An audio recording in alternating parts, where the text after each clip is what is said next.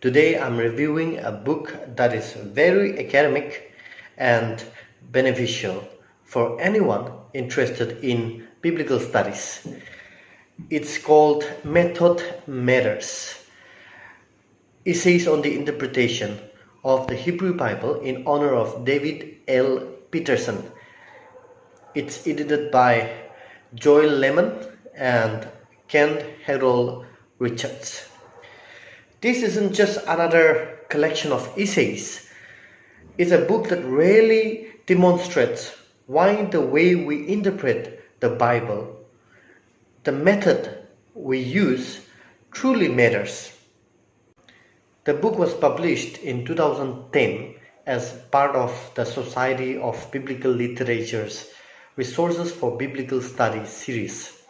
It was written to honor David L. Petersen, a respected Old Testament scholar known for his clarity and commitment to methodology.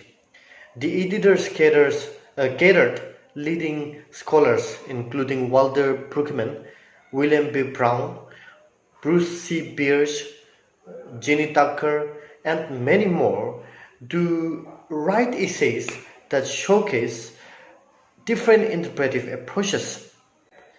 Now, I don't have a copy to hold up as I have read it as a PDF, but in this video I have put up the cover picture so you can see what the book looks like.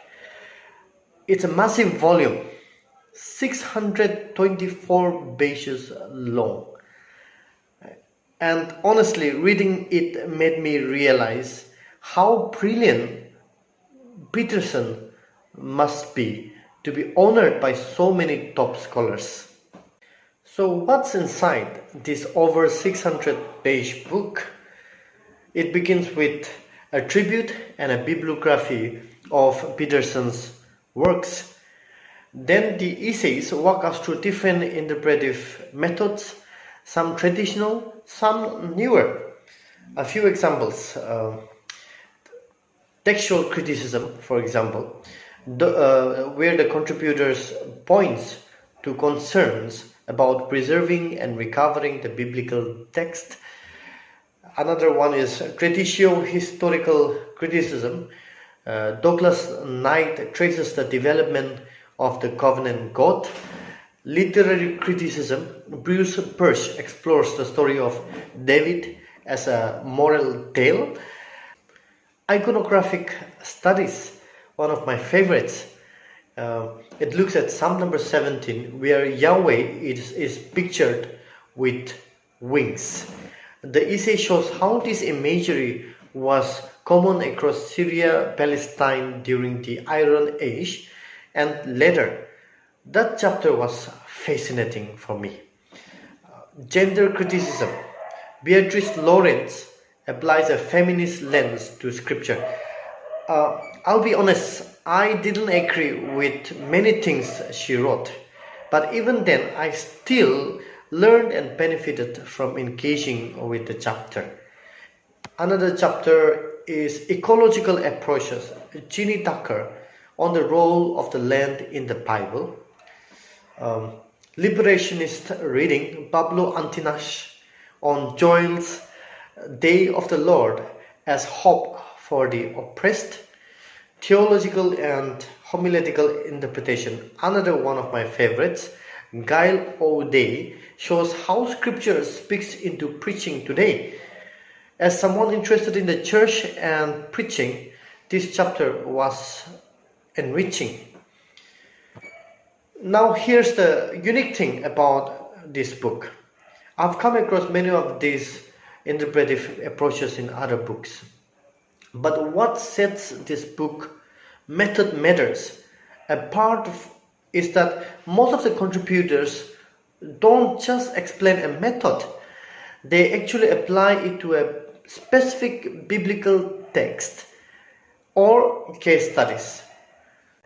That makes the methods come alive in a way many other introductions don't.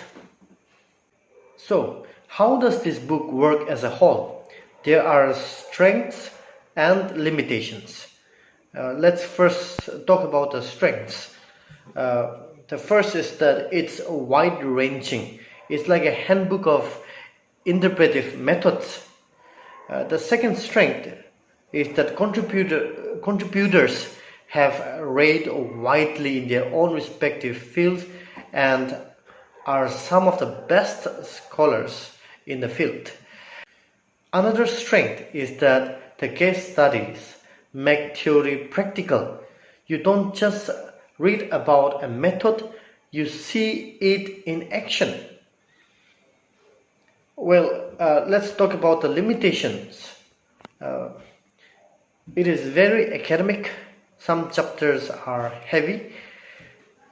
And because it's a collection of essays, some are the style varies, and some are easier, some are more technical. And personally, while I didn't agree with some approaches, but I still found value in them. They stretched my thinking, and I ended up learning from perspectives I might not have chosen on my own. Quite a few of these methods were new to me. I had seen similar perspectives before, but I never realized they were recognized as formal methods of interpretation. This book gave me a new appreciation for the discipline. And with so many methods included in the book, I was half expecting to see something like an apologetic method of interpretation. I don't know if such a thing even exists formally, but it made me reflect on how apologetics might fit into the larger interpretive conversation. The biggest lesson is simple. Method matters because it shapes what we see in the Bible. A historian might see development over time. A liberationist might see hope for the oppressed.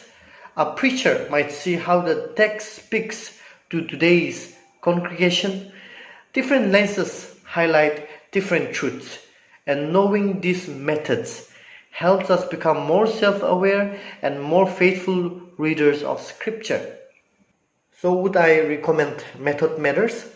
Yes, if you are a theology student or a Bible teacher. It's not an easy book, but it's deeply rewarding. So that's my review of Method Matters. Thanks for watching. I'll see you next time.